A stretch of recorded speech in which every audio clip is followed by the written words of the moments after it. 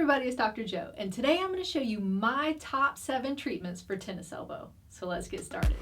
Disclaimer alert, disclaimer alert. So tennis elbow or lateral epicondylitis is when this outer side of the elbow gets irritated, usually because of those wrist extensor muscles. So the first thing you want to do is just kind of warm up those muscles. So an easy way to do that is just take your arm, you can either put it straight out or bent. Bent's going to be a little more comfortable, so if you're really irritated, you probably want to start bent. If you're not quite as irritated, you can go straight out. Just make a fist with your hand, and then at your wrist, just go down and then come back up. So this is really just an active range of motion movement, just warming up those muscles. So not necessarily a stretch yet, but just getting these muscles kind of warm and ready to be stretched. So you don't really have to pause and wait. You can do maybe a 3-second hold if you want to, but you're really just going back and forth right now. So just up and down and really get some movement in there. I'd just do maybe 5 each way, a total of 10. Again, you're just trying to get these muscles going. So after you get that done and you can feel that those muscles are starting to work a little bit, they're a little bit warm, then you can go into a stretch. So to stretch these wrist extensors, and I say wrist extensors pointing up here because the muscles that extend that wrist come all the way up and attach to that epicondyle. So that's why you have that itis at the elbow, but it's really a lot of that wrist movement. So to stretch those out, again, you want to start off maybe not so strong with the stretch, and then you can progress to something a little bit stronger. So this time you want your arm to be straight. You want that elbow to be locked out because that's what's really going to stretch those muscles. To start off, keep your fingers straight. This is going to be not quite as much of a stretch, but at your wrist, go down, and you should feel that stretch all the way along the outside here. If you want a little bit more of a stretch, you can take your other hand and push down this way. Some people turn it in just a little bit. You can do that as well, and that just kind of changes the position a little bit. But since this is a stretch, you want to hold it for 30 seconds. And then you can take a little break. If that's not quite enough stretch for you, then when you go back down, curl your fingers into a fist, and that's going to give you even more of a stretch because those extensors go all the way down in the fingers. So if you curl your fingers, that gives you even more of a stretch. And then again, you can push through on it here to get that nice stretch on the outside. So again, this is a 30-second hold, and you want to do that a total of 3 times. So then taking a little break, shake it out, give yourself about a 10 to 15-second break in between just to let those muscles reset a little bit, and then go into that stretch again. If you're standing up doing it, if you're near a wall, or if you're at a computer, maybe in a cubicle or something, you can push this into a wall instead of using your hand. If this is a little uncomfortable to reach around, you can just push it into a wall and get that extra stretch. But if that's too much, again, fingers down, not quite as much, fingers curled just a little bit more. So 30 seconds, 3 of those. So number 3, Simeon sent us some elbow support braces. These are really great for that epicondylitis because what they do, as you can see here, is it has some little pressure spots that you put on the muscle belly to take the pressure off of the epicondyle or the outer elbow there. And so they work really great. It comes with 2, which is awesome. And it also comes with a large strap and a small strap, depending on the width of your elbow. And it also comes with a really cool sweatband. I am probably more of a small for mine, so I'll put this one on. And so what you want to do, the rule of thumb, and I say rule of thumb with a pun there, is you want to take your thumb and kind of put right at your elbow here, because this blue spot wants to actually be on the muscle belly. So it's not up at that condyle. You want to come down. So if you're pushing, you want to actually feel muscle. You don't want to be on the bone here. So I like the rule of thumb of putting your thumb there, and then the brace starts after the thumb. So I'll just kind of show you here. I'm going to put this on. So if I bring it up here, what I want it to be is not up at the elbow, but down a little bit. So a thumb in between, and that blue spot underneath, right on that belly.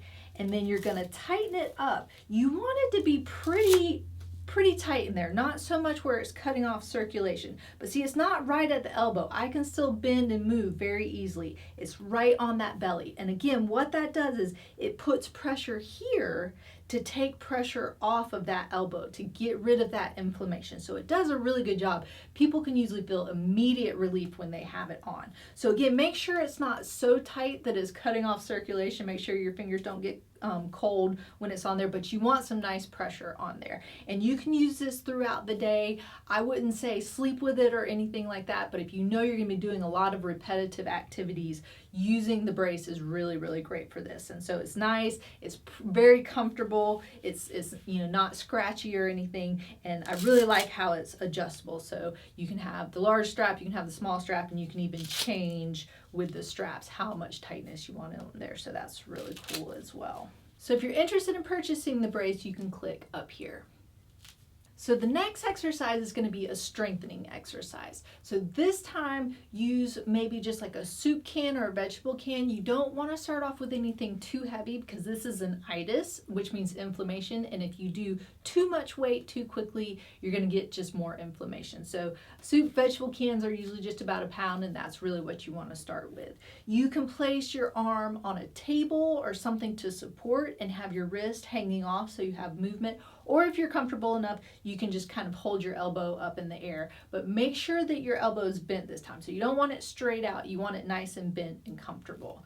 So with your palm facing down towards the floor, just at your wrist, you're gonna go down nice and slow and then back up nice and slow. So this is just kind of a continuous motion, but you wanna get as far of that range of motion that you can. So not just here, but going all the way down as far as you can and all the way up as far as you comfortably can. So just making sure that it's smooth and controlled, that you're controlling it, that you're not just dropping it back down, but really just getting those muscles to activate and start strengthening a little bit. So when you're doing these, I would just start off with about 10 the first time, maybe 2 sets of 10. If that's pretty easy and you're not super sore the next day, then you can start bumping up the set. So 3 sets of 10, 2 sets of 15. If you get to 20, 25 and it's really easy, then you can go up to a heavier weight. Another product that Simeon sent us is their Armbar. So this is really, really cool because what it does is it helps you get some eccentric exercises, which is really, really important in helping muscles heal. And you can also do some stability type exercises with it as well. I really like this because it comes with a couple different bars that you can put in the main bar to make it more resistance or less resistance. So this is really, really cool. I would always start off with the lightest just because, again, you don't want to irritate it anymore. But this is so cool because you can do a whole bunch of different things with it. So it's a nice additional equipment to have.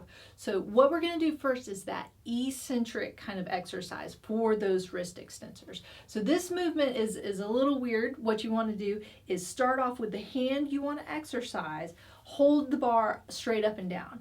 Put your wrist into an extension kind of position. So that's going out this way or up this way. So you have that extension motion. Then you want to come around with the other hand. So this one should feel pretty good. This arm should feel pretty good. So you can kind of really get around the top because the more you twist it, the more exercise you're going to get on the bottom one. So come up here and then you're going to twist this one forward into a wrist flexion. So grab it around as far as you can and twist forward while the bottom one's still extended, and then straighten out your arms. So you can see here that it's in that twisted motion. And then as you hold it here, you're just gonna slowly and controlled take that left hand that's twisted and slowly go up that way. So you can see then I'm coming back down and I'm eccentrically, which is controlling it back into that motion, that exercise for those muscles. And this is a really good one, but the eccentric motion is really, really easy to fatigue quickly. It's a harder motion to do, so you don't want to overdo these. Some protocols say 3 times 15. I wouldn't start with that. I would start with just 3 times 5 and see how you feel, because again, it's a lot of exercise on that muscle, even though while you're doing it, it might not feel like it. So I'm going to go through the whole motion again so you can see it. So wrist extension, come up on top, wrist flexion twist, straighten out your arms, and slowly then go into that wrist flexion with your hand. So it's almost just like you're doing this motion, but you'll really feel as you come through that it's working that top muscle. So that's a really, really great exercise to do. What I also like about the arm bar is you can see that it's twisty and bendy. So another great exercise is some stability for the muscles. This exercise that I'm about to do makes these muscles really contract and hold that stability. And it's kind of hard to get it down in the beginning, but it's a really great exercise. And again, it's working those muscles. These are small muscles, so you don't want to do a whole lot, but you can definitely feel it while you're doing it. So this time you want to keep that elbow bent the whole time, pretty close to your side. You don't have to stick it to your side, but keep it pretty close. Hold the bottom part of the arm bar so you have a lot of space up here. Now this is the hard part. You really want to kind of keep your arm in one spot and move at your wrist. So it's not this kind of motion, but it's really this motion. So if you can watch right here, watch how these muscles really activate. You know, my biceps do, my wrist extensors do, and they really are just contracting to control my arm from going back and forth. So this is a really great movement and I like it. And so I would just start off again, maybe 5 or 10 seconds and then take a break. You can also go side to side with it, which is a little bit harder. You can turn it down and go this way, or you can go back and forth this way to get a little pronation, supination. So again, really try and keep that elbow and that whole arm pretty still. It's not doing this back and forth, it's just wiggling it back and forth, which again is really, really cool, and it's just working that whole arm, elbow, and wrist. So you're getting that whole arm workout. So again, really try and keep everything stable here. Let that top part wiggle, but it's not moving the whole arm, and you're really going to feel it. So again, don't do a whole lot the first time, just do a little bit and see how you feel the next day, and if you feel good, then you can add some more on to it. And if you're interested in purchasing the arm bar, make sure you click up here. So the last treatment is going to be a soft tissue mobilization right here at that epicondyle, right where that irritation usually is.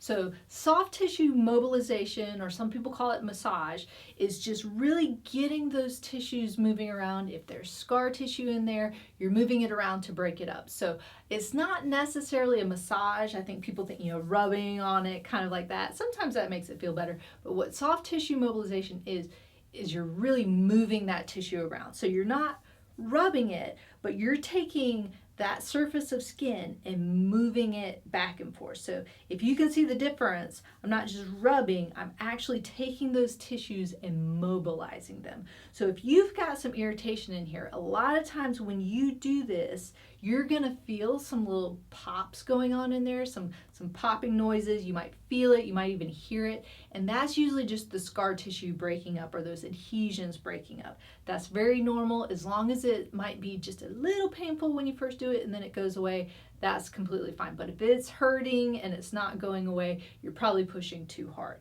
You want to be firm, but again, if you've got irritation in there, if you're pushing too hard, it's just going to flare it up even more. So you can start off with circles, just kind of moving around in that area. You can go side to side in that area, just kind of up and down. And you can also go up and down along the muscle fibers there. If you want to use a cream or a lotion to not have quite as much friction, you can. But again, once you get that cream on there, make sure you're still moving the skin, that it doesn't become just that you're kind of massaging the area, which is fine, but this mobilization is what you really want. You're just moving that tissue to break up those adhesions in there.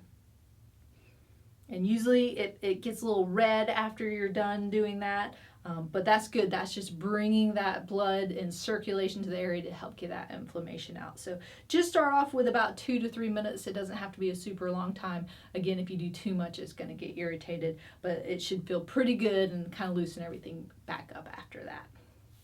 So there you have it. If you have any questions, leave them in the comment section. If you're interested in purchasing any of those products, make sure you click up here. And don't forget to subscribe by clicking down here. And remember, be safe. Don't hit anybody. Have fun. And I hope you feel better soon.